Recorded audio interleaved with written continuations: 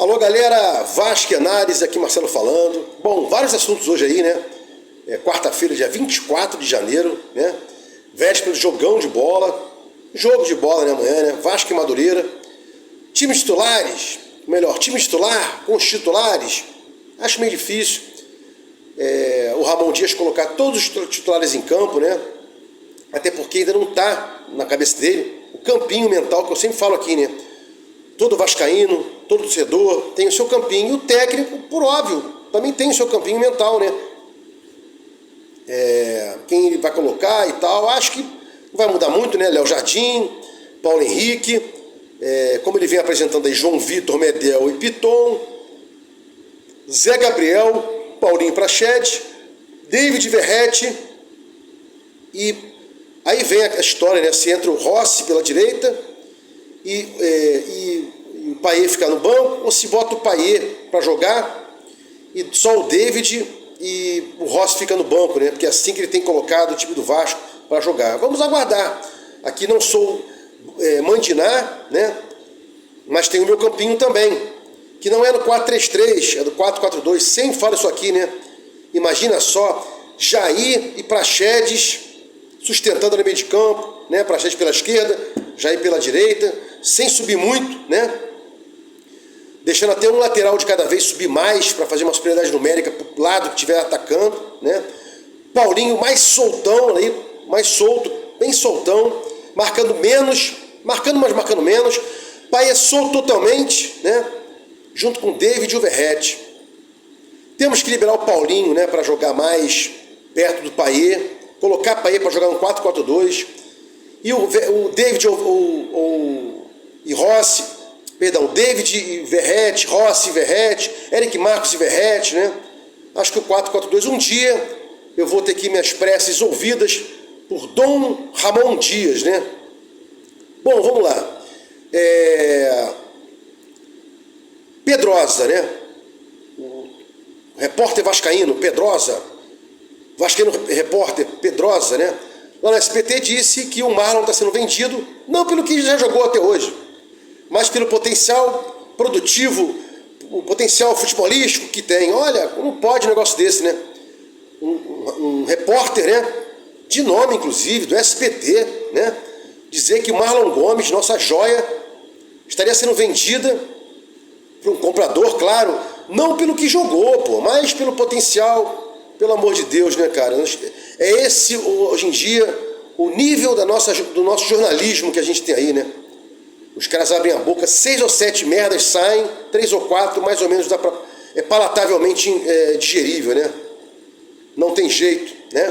Outra situação também que eu escutei aí, não do Pedrosa, mas de outros repórteres aí, renomados, né? Decantados, 130 milhões no bolso da SAF, blá blá blá, blá blá blá. Sempre fui contra as vendas agora do PEC do Marlon Gomes. O PEC já foi batido o martelo, o Marlon está sendo batido o martelo, né? Sou contra porque poderiam ficar um pouco mais. Se a SAF tem dinheiro, como dizem que ela tem, não precisava vender, né? Mas ao contrário do que todo mundo diz, ela faz dos nossos ativos o capital o fluxo de caixa dela, né? Mas de qualquer maneira, o recado aqui não é 130 milhões para a SAF, né? 30%. Então seriam dessa venda aí, né? Vamos botar que 130 milhões, 33 milhões, 130 milhões, 26 milhões, não, 36 milhões para a diretoria, né? 39 milhões, para a diretoria, né?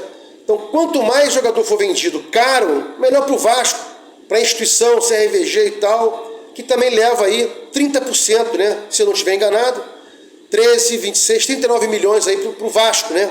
Vasco é instituição. Então, agora a gente tem que cobrar aí de quem entrou, Pedrinho e companhia, né?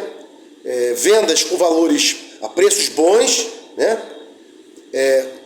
Fiscalizar e auditar a SAF do que entrou no Vasco até agora, né, na era Salgado, e fiscalizar também o Salgado que ele fez com os valores, né, os dinheiros que entraram no Vasco até agora, né, para que a gente possa aí inaugurar um novo ciclo com o Pedrinho que disse que a gente pode confiar nele, que ele é Vasco, acima de tudo, né?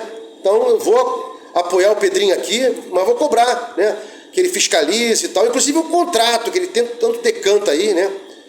Ele disse assim, não, eu sou do diálogo e blá blá blá.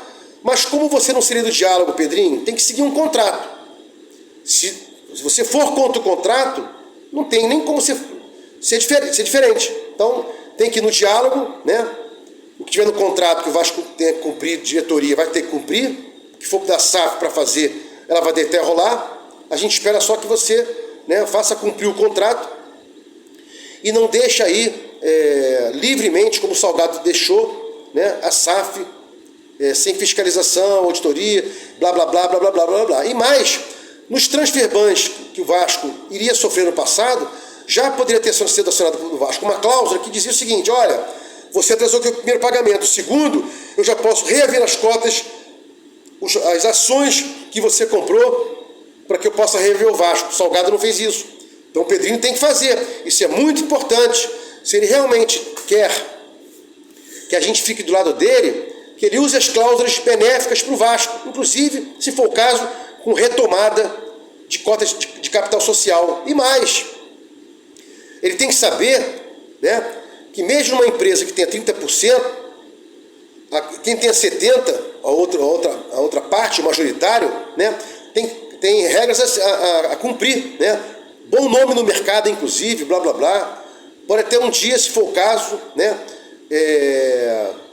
ser objeto, né, de uma decisão judicial aí para que o Vasco possa retomar o capital, as ações, né, por erros, equívocos, fraudes, né, desvios que a SAF possa estar fazendo até agora do Vasco, que a gente não sabe, né? E outra coisa, o Pedrinho agora não pode falar mais em contrato de confidencialidade, porque não há confidencialidade entre ele, Pedrinho, agora é presidente da diretoria, e a SAF. Tem confidencialidade para o mundo em relação aos dois, né? E ele pode aí, se for o caso, verificar os erros que foram cometidos. Sempre nos contratos de confidencialidade, né, tem confidencialidade de 10 anos, de 20 anos, 30 anos, eu não sei lá a confidencialidade que está das cláusulas, mas um tempo, né, a gente vai poder saber o que estava aí nessa famigerada ou nas famigeradas cláusulas contratuais de confidencialidade no Vascão, né? E por fim, né, vou aqui pedir vênia, né, a todo que ama, que gosta, que idolatra Mauro Galvão, que é meu caso também, né, mas reclamar da conduta que ele teve ontem ao dizer,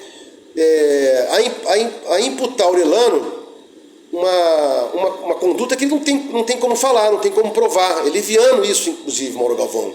Dizer que o Orelano estaria no Vasco achando que seria um favor dele continuar. Não tem lugar nenhum que você possa falar isso.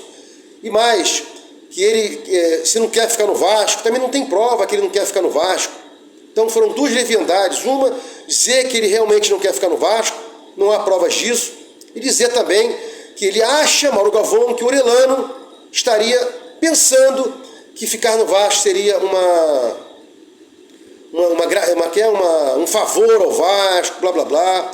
Até os grandes mestres erram, né? Inclusive eu sempre gostei muito do Mauro Galvão dentro de campo e fora de campo, né? Ao contrário do Edmundo, eu gosto dele dentro do campo, fora, só fala asneira, né? Mas é meu ídolo dentro de campo, depois do Roberto, né? Mas até então eu não tinha visto o Mauro Galvão falar uma sandice tão grande como falou agora, né?